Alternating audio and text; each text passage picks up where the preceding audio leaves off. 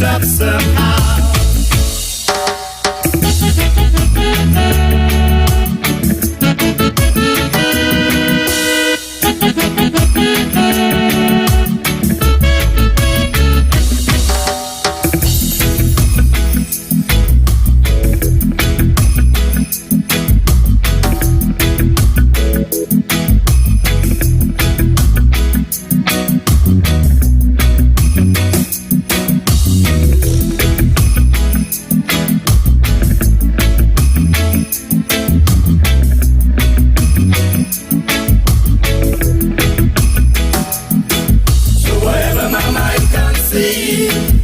That I will achieve, because I do the things I should, be to my brethren kind and good. So I'll keep moving on, I won't stop now. I'll keep moving on to reach the top somehow. I'll keep moving on, I won't stop now. I'll keep moving on till I reach the top somehow.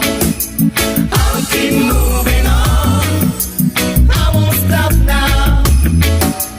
I'll keep moving on till I reach the top somehow. I'll keep moving on.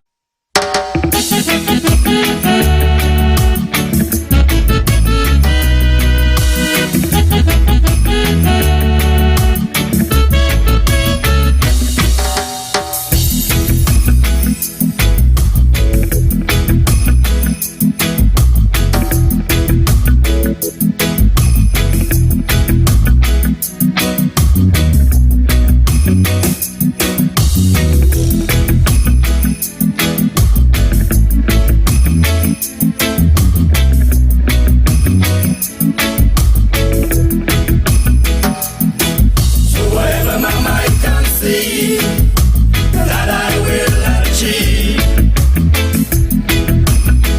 because I do the things I should, be to my brethren kind and good. So I'll keep moving on, I won't stop now. I'll keep moving on till I reach the top somehow.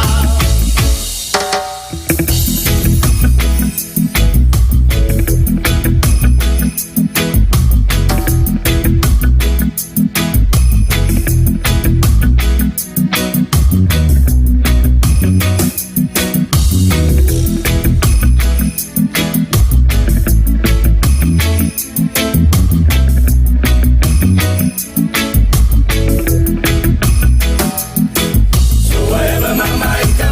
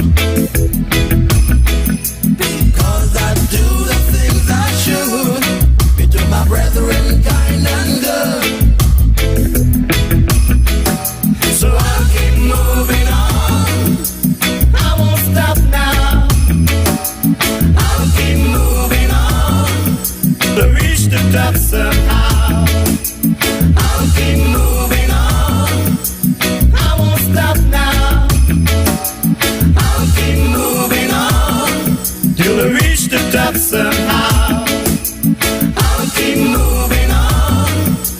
I won't stop now. I'll keep moving on till I reach the top somehow.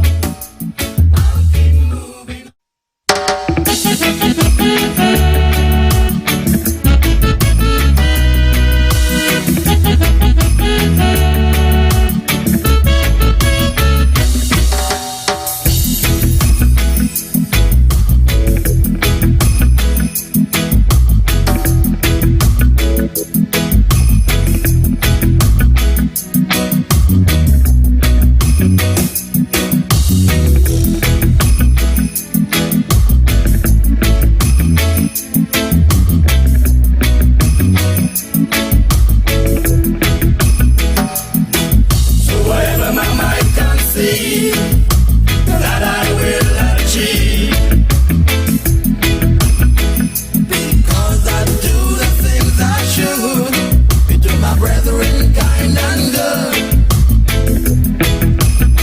Oh yes, my Stray Dog family, be together. Let's go. Good night, my Stray Dog family, I should say, and welcome to another edition of Straight Talk for tonight, Monday, the 19th day of December. And if you're joining me for the first time, I should tell you that Straight Talk is a public service program that facilitates and promotes free expression on all issues of national interest, be they legal, be they environmental, be they technological, social, economic, and or political issues. On Straight Talk, we do have a forum to express yourselves freely. Let us in the process continue to keep St. Kitts and Nevis as the freest country in the entire world. On this program, we try to raise the level of national consciousness. We try to raise the level of national discourse by alerting our people to their rights, to their responsibilities, and certainly to their obligations. My name is Ian Patches Liebert, and I give Almighty God thanks for blessing me with yet another opportunity to join you in conversation on yet another occasion. And for those of you who, again, have joined me for the first time, we normally have first-timers, I just want to inform you as well that Straight Talk is a participative program. By that I mean we include your calls, we include your emails, and those of you who are so minded to call, the numbers are 869-663-6672, that's a local number, and our overseas line, it's 646-829-6672. There's some of us who like the cloak of anonymity, I call it, so we give you access via our email address, which is Straight Talk Patches. That's one word, STRAIGHTTALKPATCHES, Straight Talk Patches at gmail.com. So we try to raise the level of national discourse. We try to raise the level of national conversation by alerting our people to their rights and certainly to their obligations. My name is Ian Patches Liebert, and I give Almighty God thanks for yet another opportunity to join you in conversation. Tonight I have decided that it would be my penultimate program, my penultimate episode of Straight Talk for 2022, in that I mean that I would have our final program on Thursday, God's willing. And on Thursday, we're going to have a very important guest, I will say from the onset, on Thursday, because if you would have followed the budget session, I observed that the two elders in the National Assembly, for some reason, did not present on the budget. I don't know why. I haven't heard former Prime Minister and Minister of Finance, Denzel Douglas. Neither have I heard from former Prime Minister and Minister of Finance, Dr. Timothy Harris. But we will have one of them or both of them on Thursday.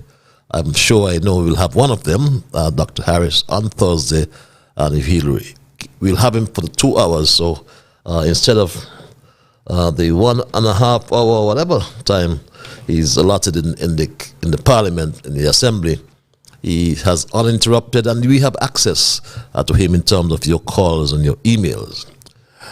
And for a moment, I really contemplated, I should say, waiting until the end of the budget presentations in the SKN or the St. Kitts Nevis National Assembly. But upon reflection, it may have been just a waste of time.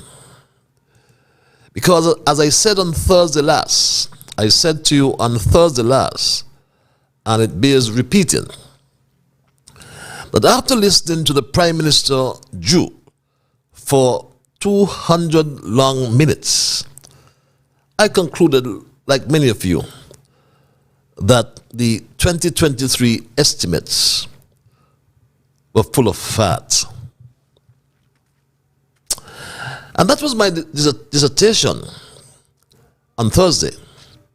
And I have not changed that disposition.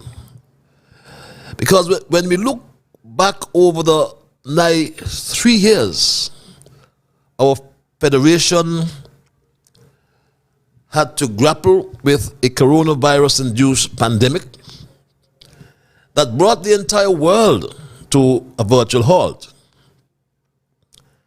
For nigh 3 years, economies were shattered, and even as I speak with you, there are concerns about continuous emerging variants. When we consider the deleterious effects on us as a country and a people, the issue of jobs, the issue of unemployment are well known. Also, disruption to production and the supply chain. So too inflation and the threat of a recession. The ongoing Russia-Ukraine war has further threatened our economies, thus creating more complexity, also uncertainty. And I have not heard any real strategy outlined in the budget presentations thus far that could help us to deal with this unpredictable world in which we now have to live. Every single presentation from the government benches that I have heard so far, nothing has come from the opposition benches as well to address the existing problems with water, electricity, and other kitchen table issues. And my Straight Talk family, I find that saddening. But as usual, let's look at our observations in review. Let's examine our observations in review. And the observations in review, for those who are first timers as well, is a time when we highlight the issues that we may have addressed in the past, and we do some reflection. We then ask a few questions, such as what was accomplished, how has it helped us or helped others, what has changed since, and what can be expected next. Also, what new we have learned as a people. And my first observation relates to Nevis and the new Nevis Island administration was sworn in at the Willard Park, the E.T. Willard Park, amidst a peaceful protest by the Nevis Reformation Party against apparent election irregularities. We have been informed as well that the Nevis Reformation Party has filed an election petition, and Straight Talk will await further outcome regarding this action taken by the NRP. But there was a peaceful protest yesterday outside the E.T. Willett Park in Charlestown, Nevis. Secondly, I want to also make the point, I have said it before and I need to re-emphasize it, that the geothermal resource was confirmed on St. Kitts and so too on Nevis. And I want to make the point that St. Kitts is the larger of the two islands, and the energy demand at peak in St. Kitts is 4 times that of Nevis. So I submit it is therefore short-sighted, it must be short-sighted to develop one grid and locate that grid on Nevis.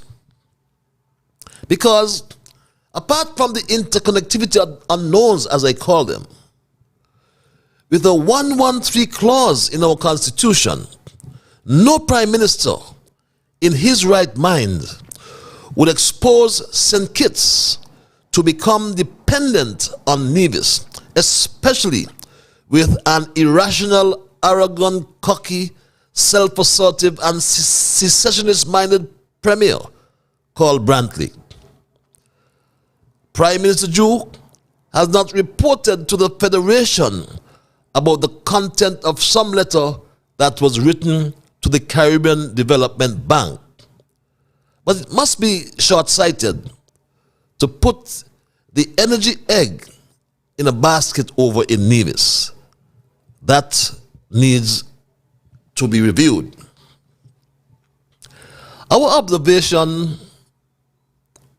again, I must refer to the almost 3,000 applicants for the prison project. And this has been kept a secret. This has been kept a secret for some time, a national secret. The Prime Minister has since come with some flimsy excuse about not being able to switch the projects. And just for your own information, those who may have missed it, this is what Prime Minister Jew had to say. The Citizenship by Investment Program, and that is why I outlined exactly what we are doing. And we are coming really to conclude exactly where we will land. We are almost to the end of it. I'm really looking at a trip right now to go to the Middle East, because we understand with the CBI program, one has to be mindful that if you market a particular product, you just can't in the middle of it switch to anything else, because people lose confidence, and they can lose confidence in your CBI product as well. So when you market your CBI program, you can't say this is for a public good where we'll build a prison that is needed because that is how it was marketed, because the government prioritized that. And then you go back now and say, look, we have to switch in the middle of that. All those persons who might have had interest would lose confidence in your CBI program and can damage the CBI program. So we want to continue to be persons who are responsible, a government that is responsible. And so we have looked at it very carefully. That is why we are coming up with the measures that were mentioned to implement them, to make sure that we strengthen the program so that something like this does not happen again. And that is why we have to make the trip as well to make sure. So the situation with that is that that program, we can't make a direct switch in it, even though we have discussed switching. Well, so as far as that is concerned, because of how the CBI program is structured, we just cannot switch off a particular project that was marketed. My Straight Talk family, while those are our observations in review for tonight, again, we will not forget the answers from Prime Minister Drew to the questions that the reporter asked at his press conference over a month ago in relation to passports. And he has not provided any response. And we ask ourselves why Prime Minister Drew why is he keeping this a secret from the Federation? When we understand some 30,000 passports are out there. And Jew himself has signed some 3,000 applications for the prison project since taking office just over 4 months ago. And we want to know how many Russians have our passports. We don't want to know the names. It says 100, 200, 300 Russians, 1,000 Chinese. Just give us the breakdown. Because we know already, and Nevisians have to beware, because you heard mention of the expansion of the airport. There are many Russians in Nevis. There's a particular Russian whose name I will not call, who has demanded of the Premier Brantley that he wants to land his private jet in Nevis at all costs. Otherwise, I'll tell you what the otherwise is sometime. But my Straight Talk family, we need to know, the country needs to know what is going on with our passports. But I will hasten to our planned conversation, which I have labeled tonight, 130 million for grandchildren of slave owners, 500 for grandchildren of slaves. And my people, today I reflected on the historical account relating to the end of the American Civil War, which was the culmination of the struggle between the advocates and opponents of slavery. And the slave owners lost their slaves, but they kept control over the precious land. The account speaks to the southern planters who had to fend off attempts at land confiscation or redistribution to the freed slaves, and thus kept their plantation units intact. However, here on St. Kitts in 1834, when slavery became apprenticeship, the former slaves found out that total freedom had been granted on Antigua, and the newly apprenticed slaves engaged in a massive work stoppage to resist a lack of complete freedom, and they rioted for almost 3 weeks here in St. Kitts. 2 planters on St. Kitts had granted complete freedom, and the rumor spread that although the king had actually declared freedom, it was being withheld by local planters. Most of the workers then left their estates, many withdrawing into the hills, thereby again leaving the owners with the precious land. When I listened to the Attorney General in the National Assembly today, I asked myself if he is the grand or great-grandchild of any name or anyone found in the record of the names who owned a slave on August the 1st, 1834, the official date when slavery ended. My people, when I listen to Attorney General Garth Wilkin, I will call his name. I won't be afraid to call his name.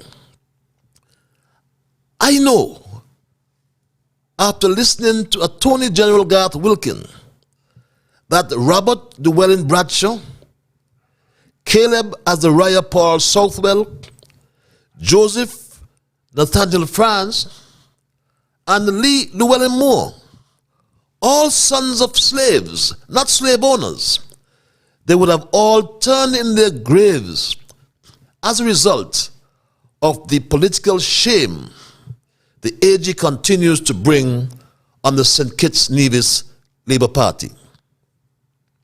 Could someone tell the Attorney General and his colleagues as well that it is time now for governing and please to stop the politicking? The age's loyalty must be to the people. I repeat that. The age's loyalty must be to the people who elected the Labour Party that selected him. His loyalty must be to the people who elected the Labour Party, and by extension, all the people of St. Kitts. He's the Attorney General of PAM, CCM, NRP, PLP, and Labour. The chief advisor to their government. It is our government, not your government. The Attorney General spoke about the rule of man and the rule of law. Also the procurement process as it relates to IT companies. But what about companies or firms that provided legal services for public corporations, for the National Bank and or government departments, including the Justice and Legal Department, which he now heads? Government has the majority shares in the National Bank. It owns several corporations and is the sole subscriber in one or two companies in St. Kitts and Nevis. I ask the question, therefore, Mr. Attorney General, was there a procurement process in the retention of any or every legal firm retained by the Frigate Bay Development Corporation? Are you familiar with any firm that was retained by the Frigate Bay Development Corporation? Was there a procurement process in the retention of any or every legal firm retained by the National Bank, the St. Kitts Nevis Anguilla National Bank? Are you familiar with a firm retained by the St. Kitts Nevis Anguilla National Bank and all government departments? And were other service providers given the opportunity to bid in a competitive process in regard or with regard to these firms, companies, or corporations? Is it a crime that the firm you are quite familiar with, Mr. AG, entered into a contract without the procurement process? I know a firm you are familiar with, Mr. Attorney General, that entered into a contract with government without the procurement process. Is that a crime? Do you know of any lawyers who charge $1,200 per hour? Do you know of any lawyer who charges $576 per hour, or the minimum scale recommended by the St. Kitts Nevis Bar Association? And which one would you select? Because the procurement legislation, Mr. Attorney General, does not bind the government to select the lowest bidder. Read the legislation. The Attorney General quoted James Madison, who served as the 4th President of the United States of America from 1809 to 1817. President Madison said, and I quote, and he quoted that as well, "If men were angels, no government would be necessary." But would the Attorney General accept that neither he or I and all his colleagues in cabinet are angels? And perhaps that is why he is in government today, because we are no angels. But Garth Wilkin need not talk in parables. And I do not abuse anyone, Garth Wilkin. I talk the truth.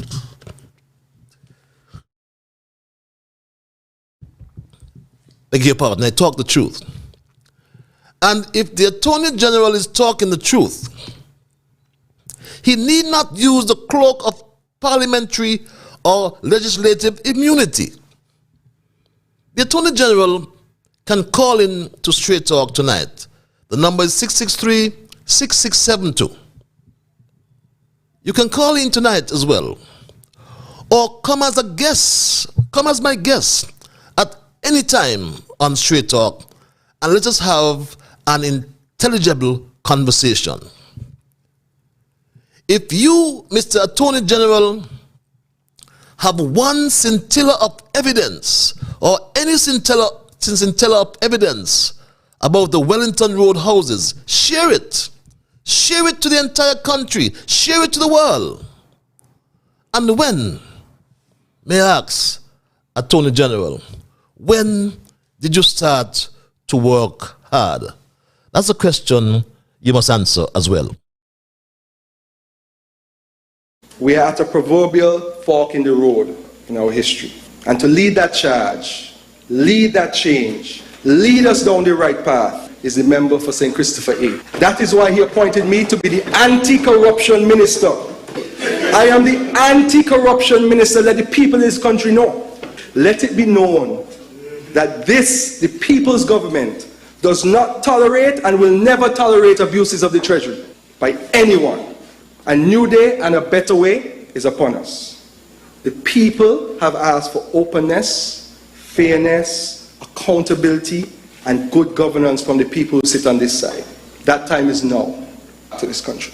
Madam Speaker, I am proud personally to be a man of action, not one who just likes to bang his mouth. I can beat my chest and boast that I am a hard worker. How can you beat your chest and boast that you are a hard worker? The country haven't given you time or didn't get the time to assess you. What have you delivered except to threaten the citizens of the country, saying that you're not afraid of them? Then no one is afraid of you as well. I never had any ambition like you to sit at any table at the Commonwealth or any other foreign organization, because my focus always was and still is building my country through my blood, sweat, and tears. Charity begins at home is still my motto. That is why when I was given the opportunity by the people of East Bastille, I worked hard like hell. When I led infrastructure development you will never ever see again in this country. Attorney General, you will find my DNA at the Robert Llewellyn Bradshaw runway, which I resurfaced from end to end. You will find my DNA on the Robert Llewellyn Bradshaw runway lighting, modern lighting, solar lighting that many other airports in the Caribbean cannot boast about. You will find my DNA on taxiways Alpha, Bravo, and Charlie, along with the resurfacing of the Western Apron.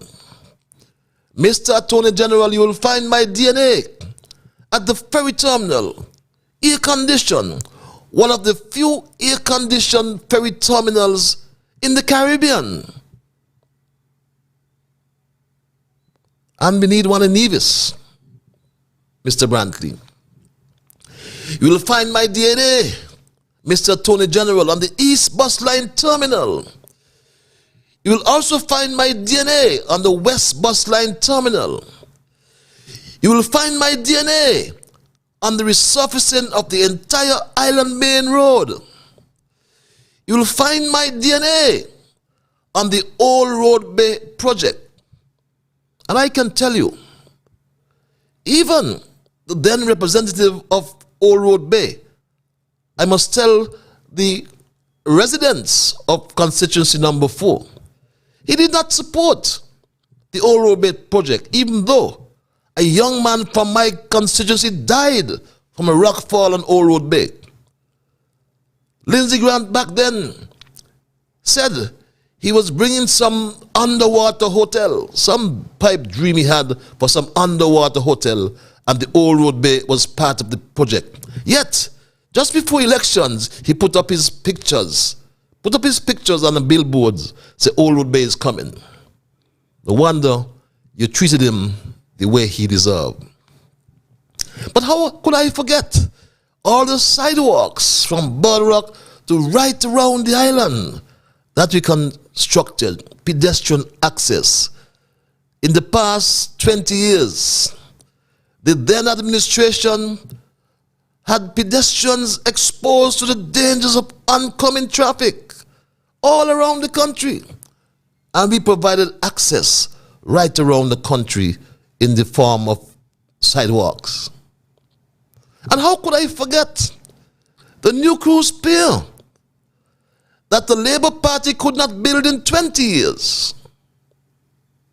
My Straight Dog family, that, Mr. AG, has my DNA on it as well. But I can say to you, I am not a boastful guy. I don't like to talk about myself. My DNA would have been on the solar farm as well that the current minister is trying to block. Although Douglas said, get on, get it going. Why is he trying to stop a project that is so vital to the country and the economy, that would provide 36 megawatts, 16 megawatts of load to the grill? But however, my Straight Dog family, I mentioned earlier, base load, I should say, to the grid, base load, 16 megawatts of base load from solar. But my Straight Dog family, however, I mentioned earlier the St. Kitts, Nevis, and Anguilla National Bank, which brings me to the point, or to this point, that I wish to state quite clearly.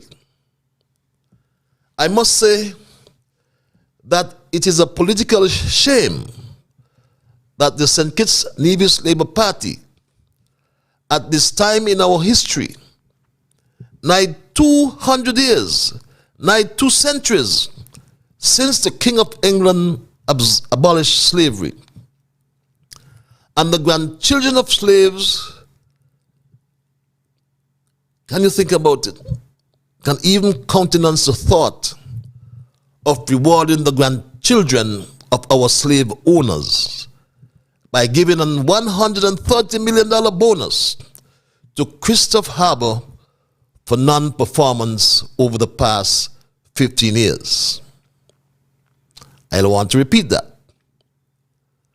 I say that it is a political shame that the current St. Kitts Nevis Labour Party administration, at this time in our history, nigh 200 years since the King of England abolished slavery, and the grandchildren of slaves can even countenance a thought, can even think about rewarding the grandchildren of slave owners by giving them an $130 million bonus to Christopher Harbour for non-performance over the past 15 years. I am not saying that a new board at the bank cannot or should not revisit a decision of its predecessor board. What I am asking though is, how can a bank renegotiate a decision to foreclose on 275 acres of land for a debt owed to the bank of over $43 million, loan and interest inclusive, and return this land to the people, and now consider forgiving a debt that was never serviced by Christopher Harbour for nigh 10 years? How can the St. Kitts, Nevis, and Anguilla National Bank pump $12 million more into a non-performing loan, which is part of the over $400 million in non-performing loans accumulated at the bank? Furthermore, a cursory glance at the St. Kitts, Nevis, and Anguilla National Bank annual report for 2022 revealed that after taxes, the bank has lost almost $300 million. Look at the report. The government of St. Kitts Nevis itself owes the bank either $300 or $500 million. The NIA owes the bank over $200 million. So I say, hell no to the grandchildren and great-grandchildren of slaves in the present government, along with the one great-grandchild of a slave owner, who are planning to give $130 million to grandchildren of slave owners and $500 to grandchildren of slaves. They're giving the grandchildren of slaves monkey money, $500 and $250. Yet they want to give the grandchildren of slave owners $130 million. And we say, hell no. That's my story tonight, and I am not going to change it. I will open the lines, my Straight Talk family, and entertain your calls and or your emails. I always like to implore you, though, that I anticipate you will respect others. And of course, to achieve that, you must first respect yourselves. Let us try to be fair to all concerned, and let us try to build goodwill and better friendships. Let us ensure that the things you say and or do, you will try to build better friendships. And in saying and doing those things, my Straight Dog family, let us strive to build a kinder, gentler St. Kitts and Nevis. The numbers are 663 6672 and or 646 829 6672. The email address again is straighttalkpatches@gmail.com. It's 22 minutes before the 9 o'clock hour. I thought I will shorten my thesis tonight to give you more time to connect with us, my Straight Dog family. And again, we say, hell no to the $130 million reward to the grandchildren of slave owners. And we say, it's a shame. You give us $500 as the grandchildren of slaves. My Straight Dog family, I'll await your calls and I'll await your emails. But I want to make the point as well that governments, all governments need investment. And I must remind you that what was given up at Christopher Harbour was quite a lot of land. and our best speeches. But let's go to the lines at 21 before 9 o'clock. Call you live. Hello, caller, turn your radio or your equipment down, please. Hello? Are you there, caller? Okay, that caller perhaps don't want to have a conversation with us. If you do want to have a conversation with us, I implore you, I beg you to just turn your equipment down, turn your radios down, and just listen to the telephones, and we'll have a decent conversation, because I want the whole world to hear you whenever you are on this program, because your calls, your interventions are important, and we take all shades of opinion. We entertain all shades of opinion, my Straight Talk family. I'll perhaps take some emails in the meantime, or perhaps let me go back to the lines again. Caller, you're live. Hello, caller. Are you there, caller? Okay, if that caller is not going to turn his or her radio down, we're not going to entertain that call, because if it's something deliberate, then keep going on. That won't faze us tonight. Good evening, Mr. Liebert. Read this email. A safe and wonderful evening to you as you continue to remain peaceful. My observation today is the budget. And let me congratulate Senator Phillips for making the most sensible presentation thus far. She gave credit where credit was due. The members of the opposition side, with the exception of Dr. Harris, behaved as though they weren't members of the former government. I don't know when Dr. Harris will speak, but he'll be up against both those on the government and the opposition side. He will stand alone. More to come after Dr. Harris has spoken. Bottom line is that he has been undermined by both sides. Please continue to stay safe. Reads that email. Let's see, try this call one more time. Let's see if that caller really wants to have a conversation with us, or if that caller is just playing. Caller, you're live. Okay, I think I'll just ignore that number from here on. Again, my Straight Talk family, the lines are open. The numbers are 663-6672 and or 646-829-6672. Let's take this email again. Mark's performance and presentation in the House on the budget did not reflect nor correspond with a bona fide leader of an opposition.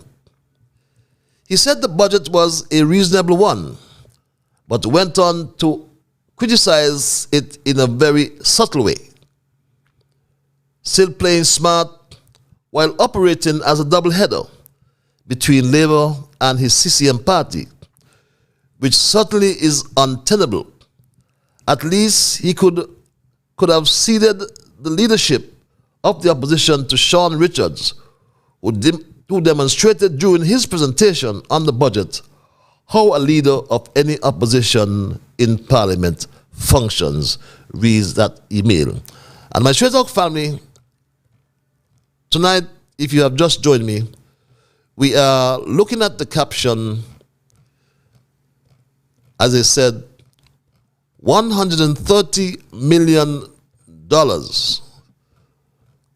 for the grandchildren of the slave owners, $500 for the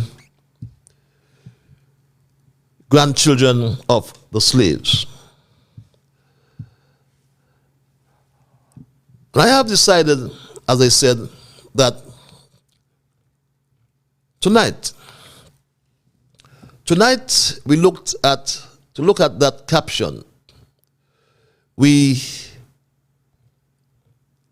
examined my Straight Talk family,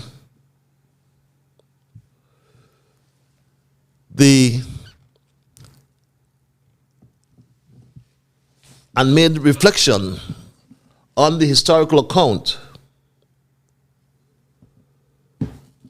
relating to the end of slavery. Or first of all, we alluded to the American Civil War in the 1800s, which was the culmination of the struggle between the advocates and opponents of slavery. And the slave owners lost their slaves, but they kept control over the precious land. Southern planters had to fend off attempts at land confiscation and or redistribution to the freed slaves, and thus kept their plantations intact, or their plantation units intact. However, on St. Kitts in 1834, when slavery became apprenticeships, the former slaves found out that the total freedom had been granted on Antigua, and the newly apprenticed slaves engaged in a massive stoppage to resist the lack of complete freedom, and rioted for almost 3 weeks. 2 planters on St. Kitts had granted complete freedom, and the rumor spread all around that although the king had actually declared freedom, it was being withheld by the local planters. And most of the workers left their estates, many withdrawing into the hills, thereby leaving the owners with the land, the precious land. And remember, it was in 1975 that Robert Bradshaw, in his wisdom, acquired the estate lands, almost 100 years after, in 1975, if my maths is right. But let's just go to the lines. I'll come back to that, my Straight Talk family, and caller, you're live. Hello, caller. Good night, Mr. Patches. Good night, sir. Do you agree with the money what the government, the dividend what the government paid out? No, it's monkey money. It's monkey money. The reason when you say it's monkey money, because do you listen to the AG speak in the House of Assembly? Yes, and he speaks like a grandchild. He speaks like the grandchild of a slave owner. Okay, he speaks like a grandchild. But do you hear the kind of money what people was getting? And do you hear the kind of money what the country was giving out under the farmer minister, under the farmer prime minister? So you have a right to say that because you were benefiting from that part of the money what he was giving away. But, remember, that's say you had a cement company? Yeah, but if they say that, what does that mean? They said a lot of things about you as well. Yeah, but I'm just telling you because you're saying that it's monkey money, but because look at it, Patties. That kind of money what people ripping from the treasury, this $11 million. You spoke about when you was on the convention for PAM, when you went in for PAM, you said they bring a fat man to and against you. Do you listen to the fat man talk about the PAP, the money what people and government was getting? Do you listen to him? But caller, the same houses. But caller, wait a while. We're not gonna have a debate and an argument, because that's what Straight Talk is all about. But if the frock man you refer to, right, speaks about what you said. That's what you said. No, listen. I listen to you. So listen to me. If the frock man, as you said, right, spoke about monies, the frock man must also speak about the $2 million that went from Pep to his nephew in Miami, Florida.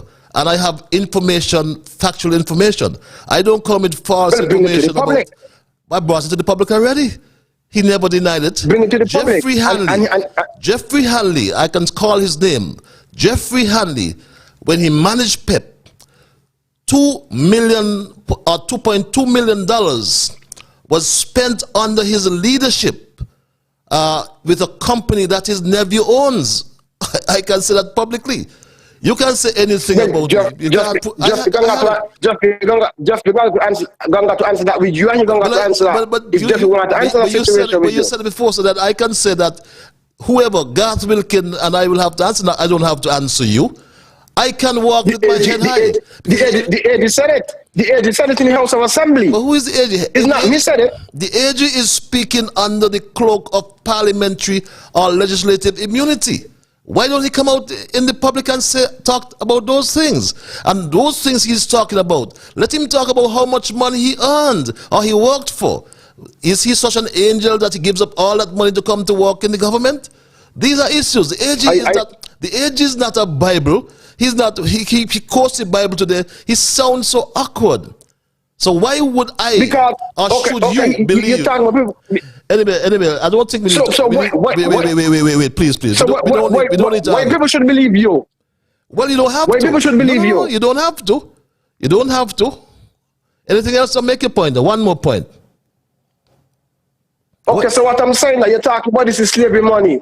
He give a dividend. Monkey money. Okay, monkey money, because you're accustomed to that big money on the team unity. What so you think it's monkey money now? What on earth can $250 do to the poor man in Newtown? That can't buy nothing. What that could that buy?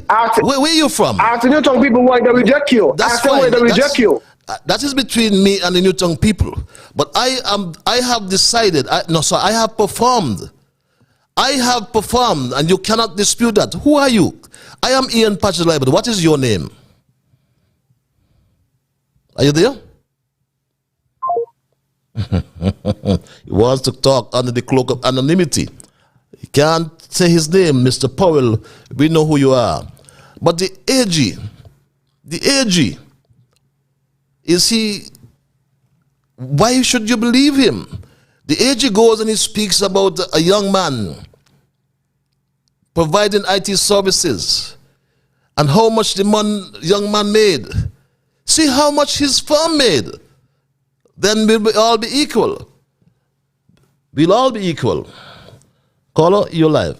Hello, caller. A young man. Okay, I think we'll ignore that number there. This number is just trying a distraction. But we won't be distracted tonight. Because, as I said to you before, when I speak the truth. I need not fear. Whatever Jeffrey Hanley said about STEP or PEP or PAP, right? Jeffrey Hanley must also speak about PEP. Because under Jeffrey Hanley as the manager of PEP, over $2 million went to his nephew's company in Florida. And that cannot be disputed. So, my Straight Dog family, again, we are saying $130 million for grandchildren of slave owners and $500 for grandchildren of slaves. That's who we are. The grandchildren of slaves got $500. And I said, that's monkey money. Monkey money. How was the dividend worked out? Dr. Drew, or Prime Minister Drew, the Minister of Finance, had the audit report. So he knew what were the earnings, what was the revenue derived from the CBI program. What percentage dividend he paid that calculated to $500 and $250 respectively. You don't need to get angry because I speak the truth. The truth will set you free. You talk about cement company, look for it. There's no one, A.G. Wilkin or no one can bring anything of impropriety as it related to my performance and my tenure as a government minister. You say all sorts of things, but they cannot. He's talked in parables about the Wellington Road houses. Bring the evidence if you have evidence if there was impropriety. Bring it. I wasn't the member of the minister for the NHC, but if there's evidence, bring it, my Straight Dog family. But my people, again, we reflected on the historical account relating to the end of the American Civil War. We reflected right here in St. Kitts, when slavery became apprenticeship, the former slave, or the former slaves, I should say, found out about the freedom that was granted in Antigua. And they engaged in a massive work stoppage to resist the lack of complete freedom, and rioted for almost 3 weeks. That's where we came from. We came from the slaves. And I'm saying the slave owners should not be benefiting now from our hard-earned, our hard-toiled work. We should not. And you spoke about the Attorney General. I said, when I listen to the Attorney General in the National Assembly today, bashing people, hard-working people, and trying people in a National Assembly, if he has evidence, take it to the court. Give it to the DPP. Give it to the police. Let the police investigate. So I asked myself when I heard Attorney General Wilkin today, if he is the grand or great-grandchild of any name or anyone found in the record of names of people who owned a slave on August the 1st, 1834, because the official records are there. 1834 was the official date when slavery ended. But my people, when I listened again to the Attorney General Garth Wilkin, who this gentleman is trying to defend, I will call his name, I know that Robert Llewellyn Bradshaw, Caleb Azariah Paul Southwell, Joseph Nathaniel France, and Lee Llewellyn Moore, all sons of slaves, not slave owners. Bradshaw was not the son of a slave owner. Neither was Paul Southwell, Joseph France, or Lee Moore. They were sons of slaves, and they must have turned in their graves today as a result of the political shame the Attorney General continues to bring on the St. Kitts Nevis Labour Party. My good friend Austin in Edinburgh spoke to it, and they shut him up. Jew, shut up Austin Edinburgh. He don't speak about it anymore because he's getting a $10,000 salary. I don't need no salary, but I will speak. And I'm saying that Limo, Bradshaw, Southwell, and France, they would have turned in their graves as a result of the political shame the Attorney General brought to the St. Kitts Labour Party and continues to bring to the Labour Party. And again, someone must tell them, someone must tell the AG, the Prime Minister and his team, that now is the time for governing. Now is the time for politicking. You politic every day. How could someone in their right mind say there was no development in St. Kitts for the last 7 years? How could one say that? That is what you should address. No development in St. Kitts for the last 7 years. When I look down at the port today, there were 2 ships alongside the New Cruise Pier. Wasn't that development? That was built in the last 7 years. When you look at the Old Road Bay, it's now being resurfaced. Isn't that development in the last 7 years? When you look at the Island Main Road, the resurfacing of the Island Main Road, drive in Antigua, drive in St. Lucia, Grenada, Dominica, any one of the other islands, and even in Trinidad and Tobago, tell me if you'll find an Island Main Road as smooth as the one in St. Kitts. Your old car sounds new. The AG spoke about the rule of man and the rule of law. Also the procurement process as relates to companies. But what about companies or firms that provided legal services for public corporations? What firm provides legal services for the National Bank and other government departments? And the very Justice and Legal Department which the AG now heads. Yes, government has the majority shares in the National Bank. It owns several corporations and is the sole subscriber in one or two companies in St. Kitts Nevis. And I asked the question before, was there a procurement process in the retention of any or every legal firm retained by the Frigate Bay Development Corporation? Which legal firm was retained by the Frigate Bay Development Corporation for the last 4 years? What were the charges? The Frigate Bay Development Corporation. Let the AG tell us that. Which legal firm was retained by the National Bank? Let the AG tell us how much money was paid to that firm. Which legal firm was retained by a government department, the Justice and Legal Department? And what were the earnings of that legal firm for the monthly retainers they had? And we must ask ourselves, were other service providers given the opportunity to bid in a competitive process? Was it a crime that the firm that the AG is familiar with entered into a contract without the procurement process?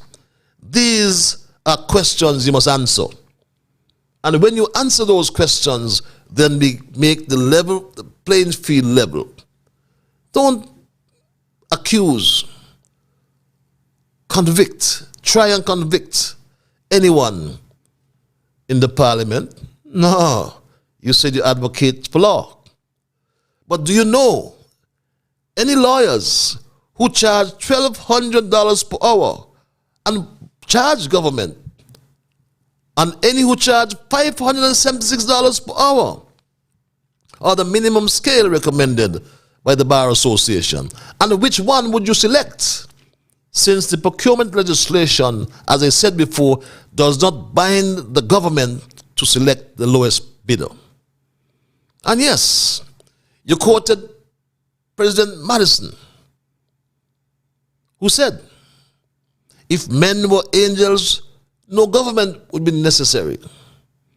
But would the Attorney General accept that neither him or I or all his colleagues, and perhaps all his colleagues, we are not angels? And perhaps that's why he is in government today. That's why he's in government today. So you want to defend the slave owners, I will defend the slaves. So no one can talk in parables. You talk about cement company. Which cement company? What nonsense, absurdity. And I said, Garth Wilkin, he need not talk in parables. And if he's talking the truth, he need not use the cloak of parliamentary and or legislative immunity. He can call in, just like you did, Mr. Powell. Call in to Straight Talk tonight, AG. Or you can come as my guest at any time. And I always respect my guests. We'll outline the parameters and we will have an intelligible conversation. But as I said, if you have evidence on something, bring it, share it. And when you start to work, then we'll also have another conversation. Just start to work, Mr. AG, then we can have that conversation. We are at a proverbial fork in the road in our history. And to lead that charge, lead that change, lead us down the right path is the member for St. Christopher A. That is why he appointed me to be the anti-corruption minister. I am the anti-corruption minister. Let the people in this country know. Let it be known that this, the people's government, does not tolerate and will never tolerate abuses of the treasury by anyone. A new day and a better way is upon us. The people have asked for openness, fairness, accountability, and good governance from the people who sit on this side. That time is now to this country.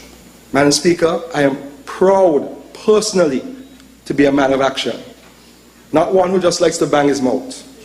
I can beat my chest and boast that I am a hard worker. When will he start working hard in government and forget the politicking and the insidious attempts at the personal destruction of hard-working people in this country? My Straight Dog family, I mentioned again the St. Kitts Nevis and Anguilla National Bank. And it brought me to this point that I wish to reiterate. I said that it is a political shame that the St. Kitts Nevis Labour Party administration, at this time in our history, going on to almost 200 years, as a matter of fact, it is just 12 years shy, 188 years to be exact, when or since the King of England abolished slavery, and the children of England, grandchildren of slaves, can even account or countenance rewarding the grandchildren of our slave owners by giving them $130 million bonus to Christopher Harbour. Caller, you live. Hello, yeah, Brother Patrick, how you doing, sir? I am peaceful, my brother. Yourself? I'm so happy to see you. You look bright tonight, man. Oh, yes, I'm peaceful. That voice sounds familiar. Oh, yeah, and your brother, man. Yeah. Don't worry about a thing, but I'm so appreciative of seeing you tonight. You're looking wonderful, and I appreciate the conversation. It's so dynamical. You've gone to the diaspora. You have sent some kind of reasoning to our ancestors and even people personnel right now in St. Kitts and throughout the entire Caribbean. You're a brilliant person. So I say to you tonight, congratulations for your conversation. And I hope our government in our country will wake up and see the light that you're bringing towards them and the perspective of our development. Because according to what you're saying, we have two ships today. Mm-hmm. That was a development. We have had so many things that happen and occurs in the Caribbean. And you was a part of the cause of it, the old road development and other things that's happening. Why aren't they paying attention to this development? Well, they're not honest. That's one thing. They're not honest. If you have to give credit where credit is due. And if you're going to come to a country and say in the last 7 years nothing happened, there was no development, come on, nobody should respect you. I don't mind the politicking about corruption and so on. If there's corruption, then take the matter to the courts of law. File criminal proceedings, because you should not and you cannot use public funds for private gain. That is what corruption is about. And if they have found someone or some ones who have used the public money for private gain, then prosecute them. That's what you should do. Not go into parliament under the cloak of anonymity or cloak of immunity and malign people. Thank you, brother. I think that it is that, what I'm hearing now, that it is that these people need to realize what the government is presenting to them. Exactly. What the government is presenting to them. It is unrealistic, or is it realistic? Sure. So what are we saying to each other? We are common people. We come from a slave owner. But we are slave people. But we are not just slave. We are people that come from the origin of a creation. We come from slaves. The owners enslaved us. But we didn't come from them directly. Mm-hmm. Well, some of them. We come from Africa. Our brothers and sisters sold us into slavery too. Okay.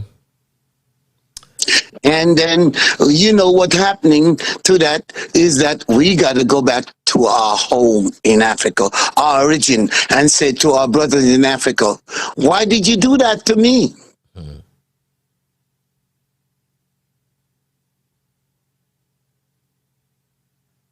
So now, what are we going to do about it? So we are bondage to people that want to infiltrate our life. And the infiltration of our life is that they don't want to respect us as people. And we have people that now becomes our government who are participating with the infiltration of these strange government from, who want to rule us and do whatever they want to do with us. Okay. Well, my brother, so good to hear you, and trust that all is well with you, and have yourself a wonderful Christmas if I don't hear you again, and a happy New Year as well. I know it's going to be a white Christmas for you. I'll have a sunny one. All the best, my brother. I don't like the snow, You don't like it? Well, it's what you have. Just take out your sleds and go skating. Yeah, but okay, thank you, brother. All the best, my brother. Have a good night. Have a good night as well. Okay, good. Yes. Great. Thanks a lot. Thanks a lot. To all in the diaspora. I don't know. I don't recall I said hello to my colleagues or my diaspora family, those in Asia, in Africa, in Europe, and of course, there's a whole lot of you all over North America. So I want to say good night to the diaspora in Canada, in New York, in Toronto, in New York, in Texas. The Queen is Online. Those in Florida, those in Boston, as well as South and North Carolina, all over North America, I can say, Connecticut, wherever you are, and those in the entire Caribbean region, my Straight Talk family, wherever you are, I trust that you are doing well and you are safe. I was going to mention earlier as well that I started to speak about the land. And back in 1975, Bradshaw acquired the lands, and in the name of the people. Douglas acquired some lands as well. He acquired some 852 acres of land, I think it was, on the southeast peninsula. And what was very what was very unique about that acquisition is that he acquired the land from a private investor in the public interest he said rather, but he gave that land or sold that land to a private investor in the Christopher Harbor. And I remember Douglas said this about the land as well. And perhaps that's what he meant when he said it was his turn now. Let us look at what we're doing, for example, with our sugar lands. In this country, in the past, these lands were owned by just about 5 families. St. Kitts and Nevis was one big sugar estate. In fact, we are 68 square miles. We had 68 sugar estates here in this country. My government, proud of its record in the past, in the 70s, 75 in particular, nationalized the entire sugar industry. And so the lands were taken in the name of the people. Of course, they were paid. The planters who owned it, they were paid. Mr. Bradshaw, our first national hero, the Right Excellent Sir Robert Llewellyn Bradshaw, he did that act. It is now my time to distribute those lands. Well, he's distributing the lands, or he has distributed the lands. One inaccuracy, one falsehood, though, is Bradshaw did not pay for the lands. It was the Simmons administration that in fact paid for the lands. And Douglas not only distributed the lands, he gave up the lands for his national debt, which he ran to almost $3 billion. And then he ran to the IMF with the cap in hand. And if one don't be careful, this current administration, the way they are behaving, so fiscally irresponsible, they too will run to the IMF. But Douglas not only gave or took land from one private investor on the Southeast Peninsula and gave it to the Christopher Harbour, he also gave the Christopher Harbour the people's money.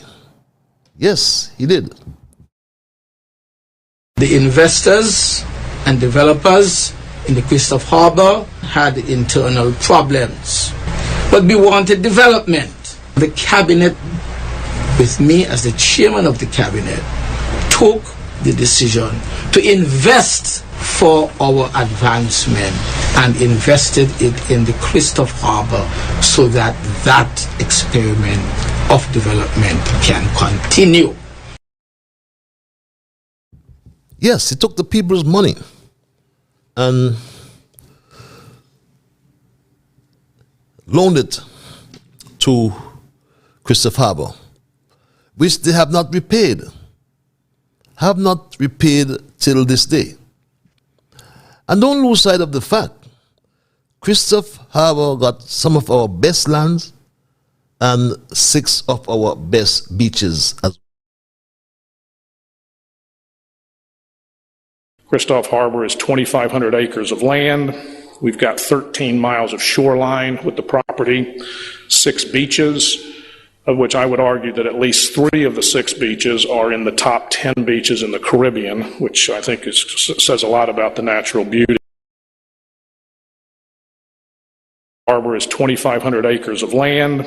We've got 13 miles of shoreline with the property, 6 beaches, of which I would argue that at least 3 of the 6 beaches are in the top 10 beaches in the Caribbean, which I think says a lot about the natural beauty. Yes, 3 of the beaches are in the top 10 in the Caribbean. So my Stray Dog family, they got things on a plateau. And for the grandchildren of slaves to even consider rewarding the grandchildren of slave owners by giving them a $130 million bonus, them meaning Christopher Harbour, for non-performance over the last 15 years. Based on the agreement, we should have had as a country, beg your pardon, derive some $25 billion over 20 years. What revenue has been derived for 15 of those 20 years thus far? And again, I am not saying that a board or a new board of the National Bank cannot or should not revisit a decision of its predecessor board. What I am saying, though, is how can a bank renegotiate a decision to foreclose on 20 or 275 acres of land, beg your pardon, and return this land to the people? How could they renegotiate that and not return the land to the people, but consider forgiving a debt that was never serviced by the Christopher Harbour in 10 years? And something I say is wrong. And, my family, how can the bank consider pumping $12 million more into a non-performing loan of some $48 million? And that non-performing loan of $130 million, or whatever the figure is part of the over $400 million in non-performing loans accumulated at the bank. Furthermore, a cursory glance at the bank's annual report for 2022 reveals that after taxes, the bank has almost lost $300 million. So I must say, hell no to the grandchildren and great-grandchildren of slaves in the present government, along with the one great-grandchild of a slave owner, who are planning to give $130 million to the grandchildren of slave owners, and with their foulness give the grandchildren of slaves monkey money. Yes, I call it monkey money, according to my friend. Monkey money is $500 to the grandchildren of slaves. What is $250? How could you spread that in the supermarket? Do you go to the supermarket? Then if you go to the supermarket, you will know and you would agree that it is monkey money. And it is upsetting because the current managing director of the bank, Terence Crosman, signed the SIDF loan for $43 million. He did. Crosman has, since the change of government, been handpicked by Prime Minister Joe and hastily appointed as the managing director of the St. Kitts Nevis Anguilla National Bank. And right away, he secretly attempted to apparently facilitate debt forgiveness for the bank loan of $43 million, which Christopher Harbour has not paid, and the National Bank moved to foreclosure. So I asked the question as I asked before: will the National Bank give the NIA debt forgiveness for the $240 million owed to the bank that the NIA has not paid for the past 2 years? Will the National Bank give that forgiveness to the hundreds of poor people who owe on their mortgages? And we say to Drew, Douglas, and Crosman, sign the mortgage transfer agreement for 275 acres of land at Christopher Harbour. Otherwise, the people will not take it lightly. You've heard the people say they will protest. And they will protest in many ways. You've heard the people say they will not pay their loans at the National Bank or at the Development Bank as well. But you see, there are questions that could be asked. Because Prime Minister just said that the elections are bought by the rich. So the questions we can ask: did Christopher Harbour pay any money to anyone for anything?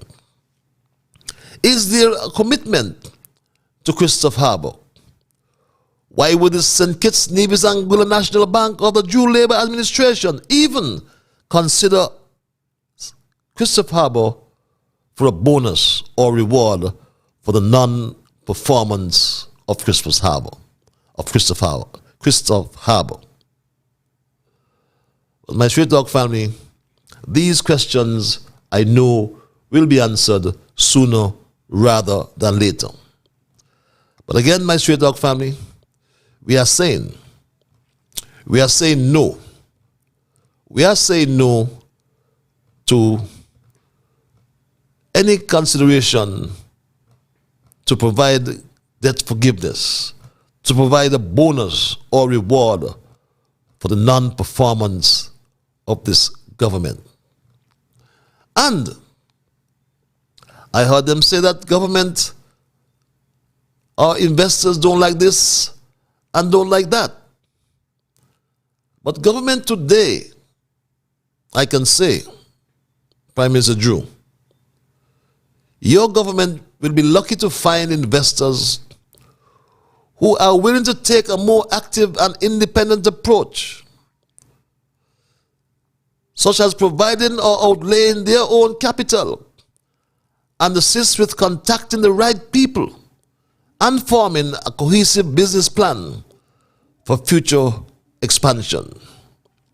Stabilizing the public finances is a critical part of the renewal of our economy. And I said on my program last time, you talk about the CBI and the eggs in one basket theory you speaks about. But look at the revenue. The revenue from CBI is over 60% of your projected revenues. 60%. So is there really a surplus? Or you're just projecting CBI revenues for the sake of projecting revenues? Because the head of the CIU has resigned, Lescan, and everybody is asking the questions, what will happen to the CBI program? You replace him with an insurance man. Is selling the CBI program like selling insurance? Time will tell. We'll give him some time. But stabilizing the public finances is a critical part of the renewal of our economy. The recent decisions to pay an honorarium as well, using a narrow definition of frontline workers. The recent decision to make a gratuitous payment for those who lost their jobs at TDC and RAMS and elsewhere for failing to get vaccinated. The recent decision to pay a double salary in November. And some monkey money called a dividend in December will only deepen the hole in the public finances. Because remember, you said some time ago that the country is in the red. You continue to ignore the existential threats of climate change by purchasing 2 new fossil fuel generated Wazilla engines while blocking the construction of 36 megawatts in a solar plant. And this must be considered as a reckless political decision made by your inexperienced, can't finish his song minister of public infrastructure. But I've heard you say, PM Joe, that unity brought Bede. But that's a falsehood. Unity did not bring bid. Labour brought bid and signed the contract. The then Permanent Secretary, Ricky Lake, signed the contract in January 2015, 1 month before the elections of February in 2015. And for 4 years, bid did not deliver 1 gallon of water based on that contract which was signed. All bid did was to extract money from the government instead of extracting water from underground. But we'll wait to see what has happened or what will happen, my Straight Talk family. And you know, I've heard, another thing I've heard, and I don't know why the government, incumbent government, is fabricating every story. Because I heard about the new passports with 32 or 48 pages. And ask yourselves, my Straight Talk family, would the Canadian banknote that produces these passports produce passports in 1 month? So why are they not giving credit where credit is due? Because the passports are now ready to put into circulation. But they are now claiming everything. And that is the sad part of this government. My Straight Talk family, we have to understand that yes, we have a government, we support the government. But if the government is doing wrong, we must tell them that they are doing wrong. Whenever they start to do right, we will also tell them they are doing right. And this message reads, good night, Mr. Libert. When they call in and want to go against the program, show them who is the boss. No, Mr. Nice Guy. God bless you. Continue to serve the public and spread awareness. I understand, but I take your point. But really here on Straight Talk, we give everybody a view. And sometimes it's always, you give them the opportunity to make fools of themselves. And yes, my Straight Talk family, the project is depending on is this project which he criticized while in opposition. The Citizenship by Investment Program, and that is why I outlined exactly what we are doing. And we are coming really to conclude exactly where we will land. We are almost to the end of it. I'm really looking at a trip right now to go to the Middle East. Because we understand with the CBI program, one has to be mindful that if you market a particular product, you just can't in the middle of it switch to anything else. Because people lose confidence, and they can lose confidence in your CBI product as well. So when you market your CBI program, you can't say this is for a public good where we'll build a prison that is needed because that is how it was marketed, because the government prioritized that. And then you go back now and say, look, we have to switch in the middle of that. All those persons who might have had interest would lose confidence in your CBI program and can damage the CBI program. So we want to continue to be persons who are responsible, a government that is responsible. And so we have looked at it very carefully. That is why we are coming up with the measures that were mentioned to implement them to make sure that we strengthen the program so that something like this does not happen again. And that is why we have to make the trip as well to make sure. So the situation with that is that that program, we can't make a direct switch in it, even though we have discussed switching. So as far as that is concerned, because of how the CBI program is structured, we just cannot switch off a particular project that was marketed. Yes, that's the excuse, my Straight Talk family. And I want to apologize. It has just come to my attention that Win FM is not bringing the program tonight. I don't know.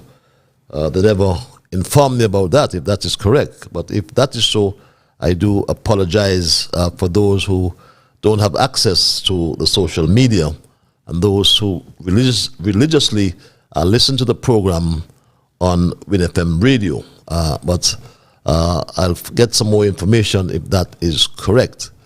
But my Straight Talk family, again, for those who may have just joined me, we also provided information in relation about the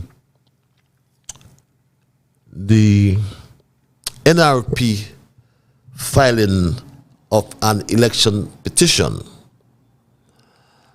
and we will await information. And I know most times election petitions are dealt with expeditiously. I know there's a new judge, I believe, in Nevis. Don't know his name, but I'm sure that it will be no different under this new judge. And I recognize as well that the NRP did really protest, a peaceful protest yesterday during and or before and or during the swearing ceremony of the new Nevis Island administration. But as I said, in time to come, we'll find out. I also made mention of the fact that this advancement of geothermal towards the production stage or drilling of production wells, you understand that some letter went from Prime Minister Drew to the CDB. And we don't know why all these things are secret when you hear them talk about transparency. You heard the glorified Attorney General speak about transparency, a new day and a new way. But things are all kept secret. But there's no secret, of my view, that St. Kitts is the larger of the two islands in our Twin Island Federation of St. Kitts and Nevis. And the energy demand at peak on St. Kitts is 4 times that on Nevis. So it must be myopic. It therefore must be short-sighted that if you're going to develop a grid, or one grid, how can you locate that grid on the island that's producing right now 7 megawatts and not on the island that produces 28 megawatts or requires 28 megawatts at peak? Apart from that, this talk about exporting energy to the neighboring islands is nothing about talk. Because do not lose sight of the fact that while I wish to see geothermal development on Nevis comes with an abundance, a plethora of legacy issues. And apart from the interconnectivity unknowns, there is one known clause in our Constitution. And whether you want to turn a blind eye or bury your heads in the sand, there's a 113 clause in our Constitution. And no Prime Minister in his right mind can look the other way when there is this 113 clause in our Constitution and then give up all our energy production to that part of the Federation that can invoke that 113 clause at its whim and fancy. No Prime Minister in their right mind And you came in, Prime Minister Drew, and spoke about a legislative framework. And here's where you are letting the country down, the country of St. Kitts down, or the island of St. Kitts down. Because you should not expose St. Kitts to become dependent on Nevis, especially when you can reflect on the irrational, arrogant, cocky, and secessionist-minded behavior of Mark Brantley. Mark Brantley is someone that cannot be trusted.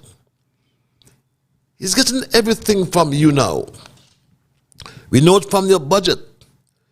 We cannot tell what is the amount of the budgetary support given to Nevis if that continues.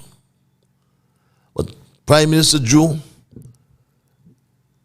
and his cabinet, they pretend to do things in the sunshine, but they're done in the dark. And there's one thing I agree with what the Attorney General said. Whatever is in the dark must come to light. Prime Minister Drew has not reported to the Federation on a number of things, including the content of the letter he wrote to the CDB in relation to geothermal development. He has not reported to the country on the contributions, if any, that the federal government is making to MSR Media Limited. We know that the NIA provides 150,000 US per month, 400 EC dollars per month to MSR Media Limited, that's producing films on Nevis and now on St. Kitts. Prime Minister Drew has also signed almost 3,000 applications for the prison project, although he has kept that a national secret. The Prime Minister has since come with his flimsy excuse about not being able to switch the project. Nonsense.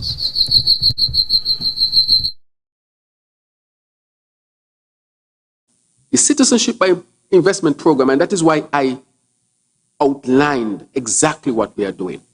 And we are coming really to conclude exactly where we will land. We are almost to the end of it. I'm really looking at a trip right now to go to the Middle East, because we understand with the CBI program, one has to be mindful that if you market a particular product, you just can't in the middle of it switch to anything else, because people lose confidence, and they can lose confidence in your CBI product as well.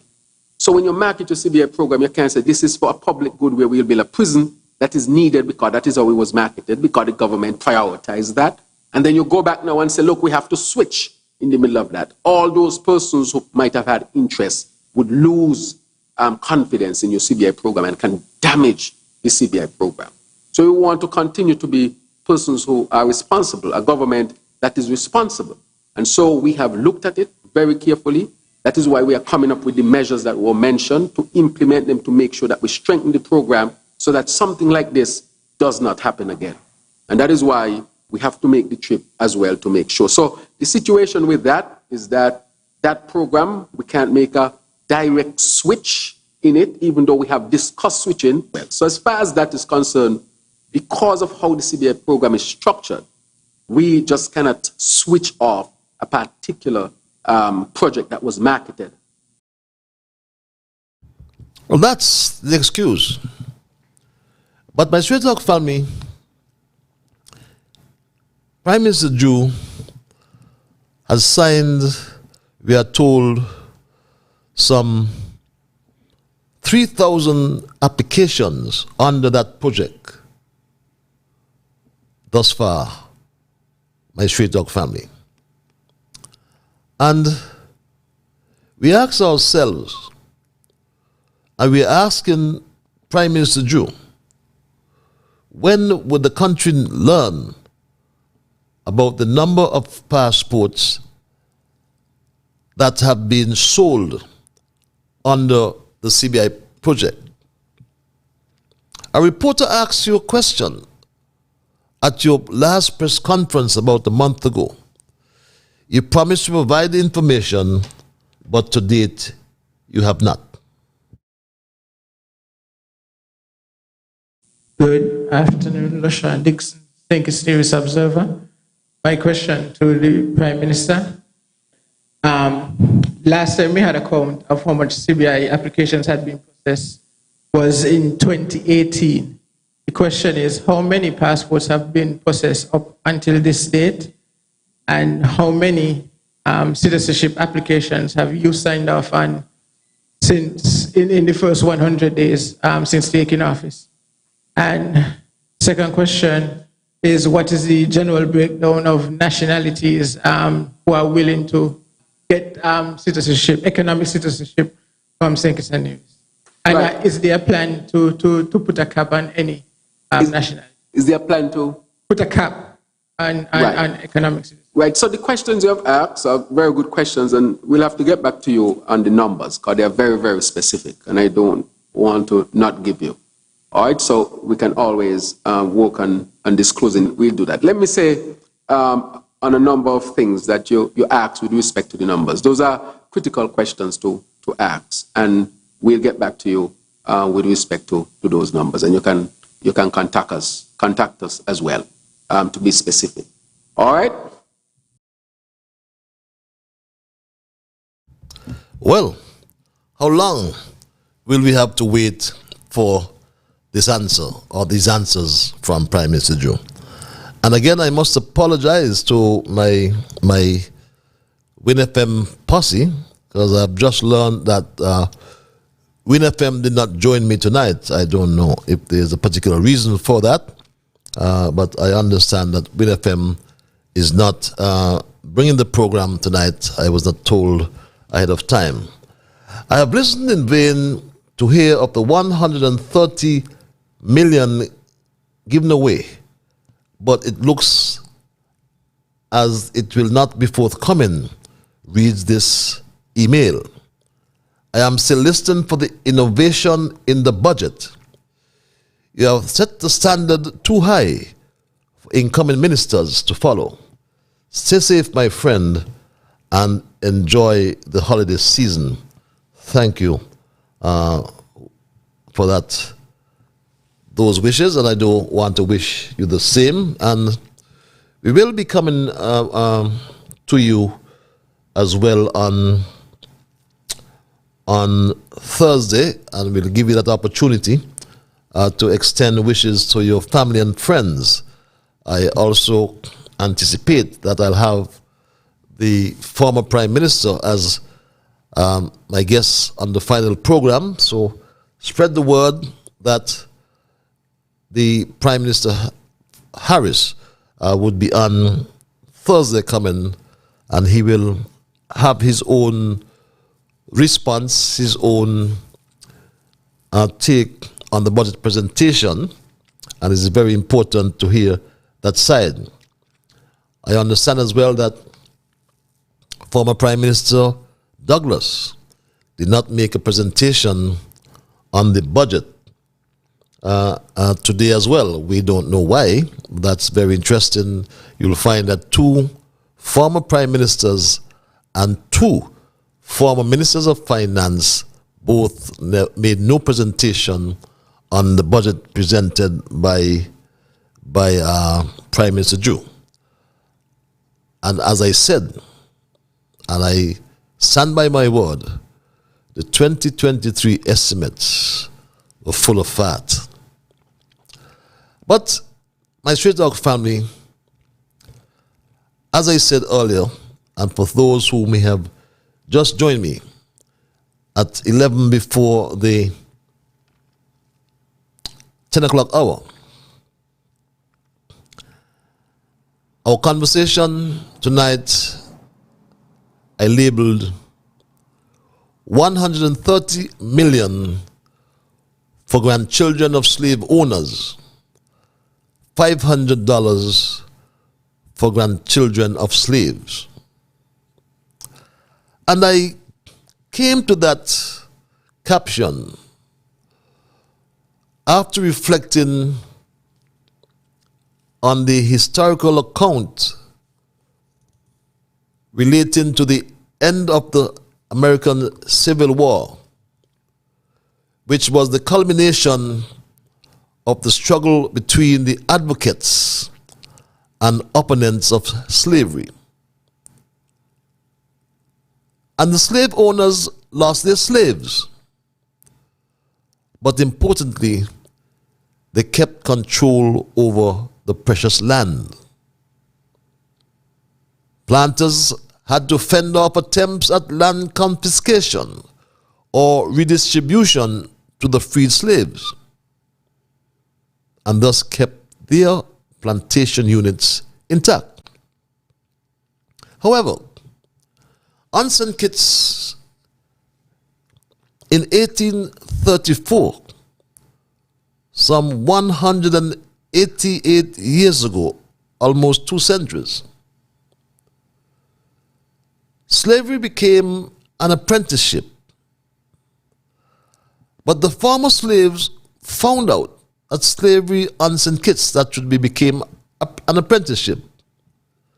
But when the former slaves found out that next door in Antigua, total freedom had been granted to the slaves, so the newly apprenticed slaves engaged in a massive work stoppage to resist a lack of complete freedom and rioted for almost 3 weeks. 2 planters on St. Kitts, it was recorded, had in fact granted complete freedom. And the rumor spread that although the king had actually declared freedom, it was being withheld by the local planters on St. Kitts. Most of the workers then left their estates. Many withdrew to the hills and left the owners with the precious land. And today, I listened to the Attorney General in the National Assembly, and I asked myself if he is the grand or great-grandchild of any name or anyone found in the record of the names who owned a slave on August the 1st, 1834, the official date when slavery ended. But my people, when I listened to the Attorney General Garth Wilkin, and I will call his name, I know that Robert Llewellyn Bradshaw, Caleb Azariah Paul Southwell, Joseph Nathaniel France, and Lee Llewellyn Moore, all sons of slaves, not slave owners, not sons of slave owners, all sons of slaves, would have all turned in their graves as a result of the political shame the AG continues to bring on the St. Kitts Nevis Labour Party. Could someone tell the AG and his colleagues that it is now time for governing? It's not the time for politicking. Could someone tell the AG that his loyalty must be to the people who elected the Labour Party? The Labour Party that selected him. The AG spoke about the rule of man and the rule of law. He spoke also about the procurement process, and he cited, not for the first time, IT companies. But what about companies or firms that provided legal services for public corporations, for the National Bank, and our government departments, including the Justice and Legal Department, which he now heads. Government has the majority shares in the National Bank. It has 100% of the directors. Government owns several corporations. Government is also the sole subscriber of one or two companies in St. Kitts Nevis. I know for sure for Skellig. So I asked the question for that reason. Was there a procurement process in the retention of any or in the retention of the legal firm retained by the Frigate Bay Development Corporation? Was there a procurement process in the retention of the legal firm, or any legal firm for that matter, retained by the National Bank of St. Kitts Nevis and Anguilla? Was there a procurement process in the retention of any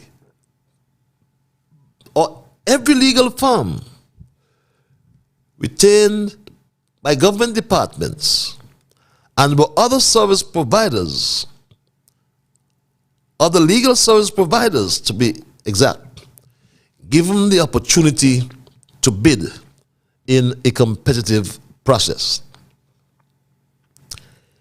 Is it a crime that the firm that the AG is quite familiar with entered into a contract with the Frigate Bay Development Corporation, with government departments, without the procurement process? Is this a crime? Does the AG know of any lawyers who charge the government $1,200 per hour, or any lawyer who charge $576 per hour? Or did they charge the minimum scale recommended by the Bar Association? And if they did, which one would he have selected, since the procurement legislation does not bind the government to select the lowest bidder? As I wind down as well, I must refer to the AG's mention of James Madison. And James Madison served as the 4th president of the United States of America, to be exact, from 1809 to 1817, 2 terms. And President Madison said, and I quote just like the AG quoted, "If men were angels, no government would be necessary." But would the Attorney General accept that neither he nor I and all his members of cabinet, his colleagues in cabinet, are angels? And perhaps, just perhaps, that is why he is in government today. But I want to implore Garth Wilkin not to talk in parables. And if he is talking the truth, instead of his insidious attempts at the personal destruction of citizens, hardworking citizens in this country, he needs not use the cloak of parliamentary or legislative immunity.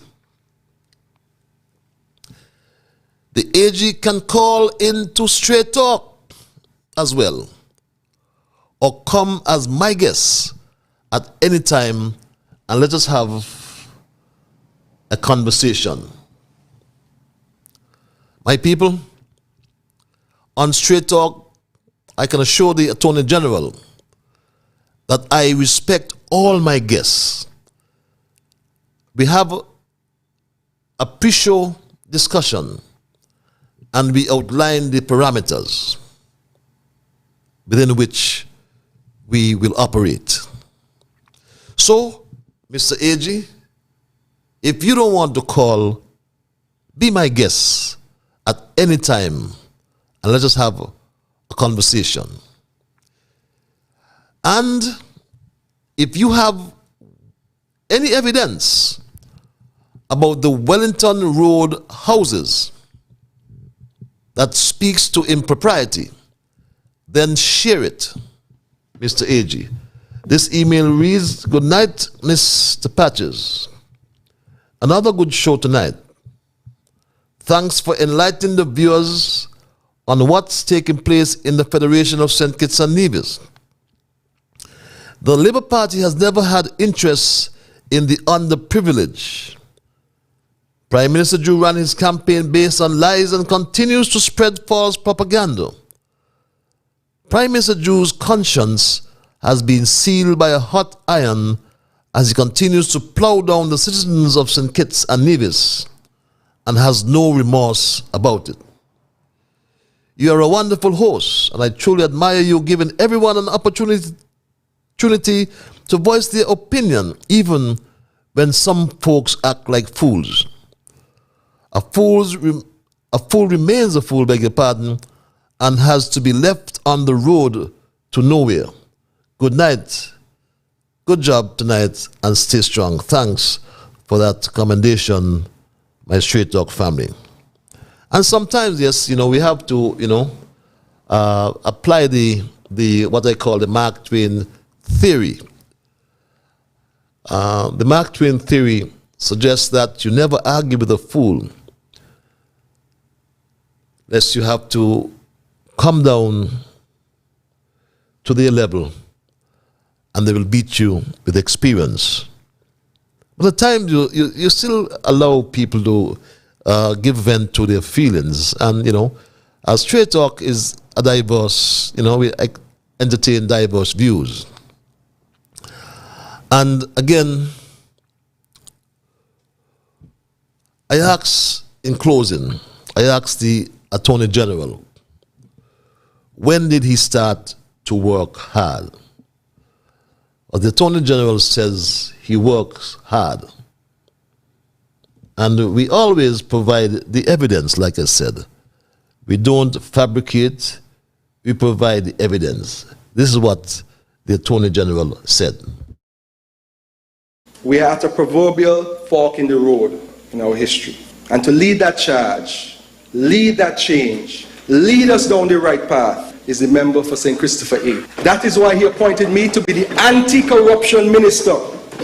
I am the anti-corruption minister. Let the people in this country know. Let it be known that the people's government, does not tolerate and will never tolerate abuses of the treasury by anyone. A new day and a better way is upon us. The people have asked for openness, fairness, accountability, and good governance from the people who sit on this side. That time is now to this country. Madam Speaker, I am proud personally to be a man of action, not one who just likes to bang his mouth. I can beat my chest and boast that I am a hard worker. And the Attorney General beats his chest and boasts he's a hard worker. We won't judge you in 4 months because you haven't started the work as yet. Your work has just begun. But I want to say in closing that I never had any ambition to sit at any table, be it at the Commonwealth or any foreign organization, because my focus always was and still is building my country through my blood, sweat, and tears. Charity begins at home is still my motto.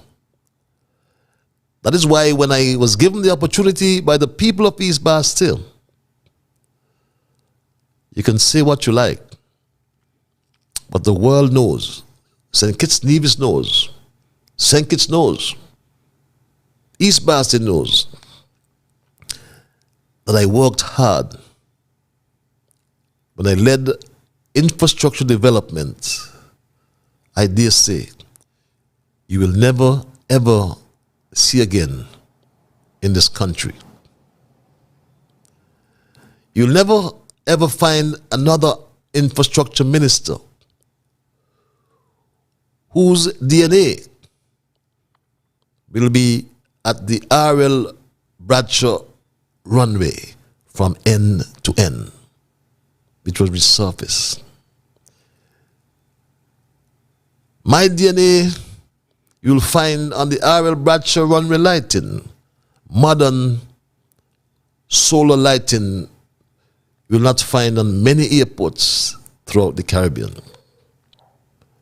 My DNA you'll find on the taxiways that will resurface, Alpha, Bravo, and Charlie, along with the resurfacing of the Western Apron. Mr. AGI work hard. You will find my DNA at the brand new ferry terminal, air-conditioned ferry terminal. You won't find many like them, if any, in the Caribbean, except I know in Trinidad and Tobago. My DNA you'll find on the East Bus Line Terminal, the West Bus Line Terminal, the resurfacing of the entire Island Main Road. There, you'll also find my DNA. You'll find my DNA on the Old Road Bay project. And no one will ever be subject to rockfall or soil slippage from the Old Road Bay Hills. I recall a young man from my constituency died driving across Old Road Bay one weekend, and a rock fell onto his car. That will never ever happen again in St. Kitts. My DNA you'll find on the sidewalks from Bird Rock going right around the island. They call them pedestrian access. How can I forget as well? My DNA you'll find on the traffic signals, the traffic lights, will help to improve traffic safety and traffic management in St. Kitts. And I will never forget, and the country will never forget, and you'll find my DNA on the new cruise pier that the Labour Party could not build in 20 years.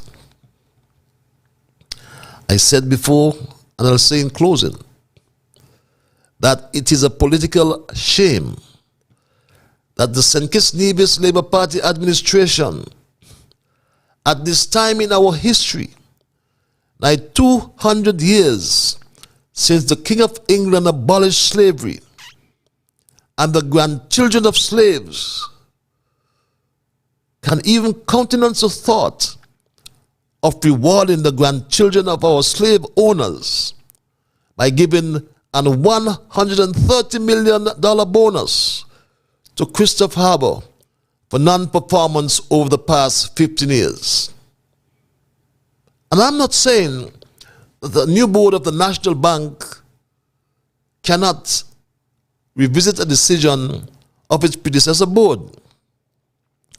What I'm asking though is, how can a bank renegotiate a decision of foreclosure on 275 acres of land that will be returned to this land, to this people, to our people, and now consider forgiving a debt that was never serviced by Christopher Harbour for 10 years? How can the St. Kitts Nevis and Wheeler National Bank Board,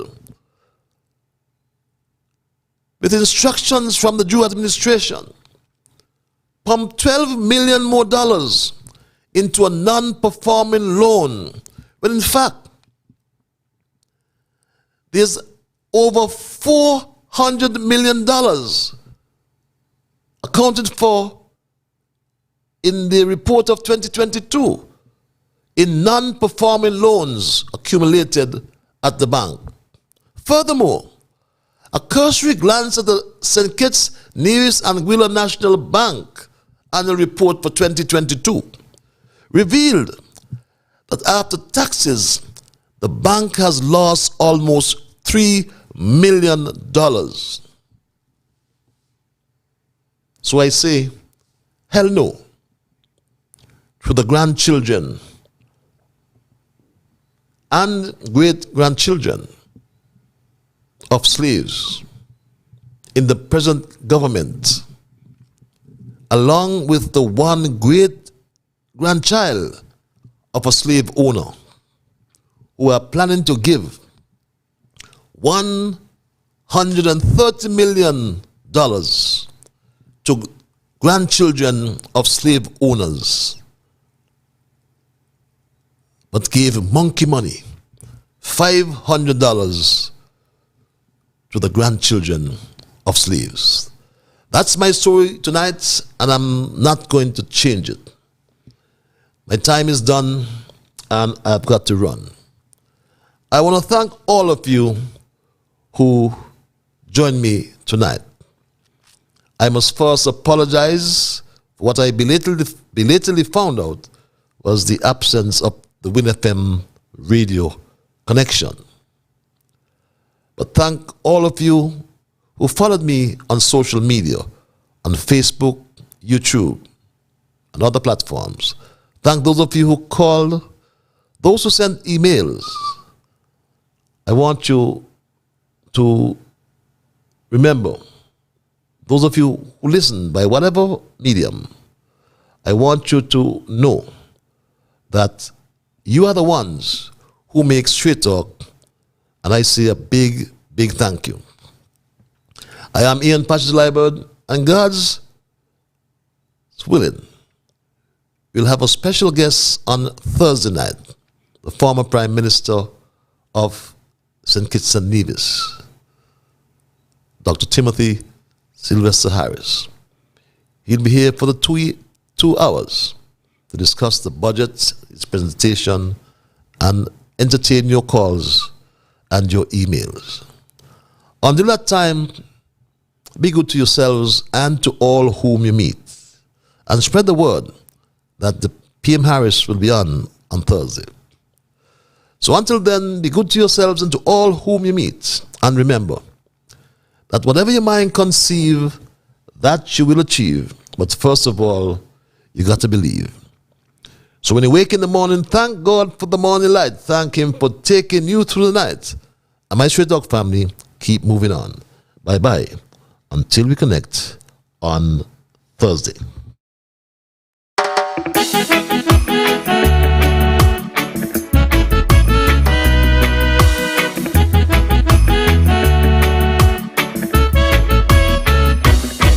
In the morning, I thank God for the morning light.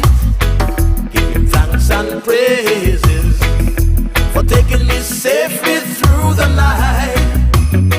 For the rest of food and loving care, and for my mother's breath of life that's got me here. So whatever my mind conceive, that I will achieve, you better believe. I do the things I should, be to my brethren kind and good, the best I could. So I'll keep moving on, I won't stop now.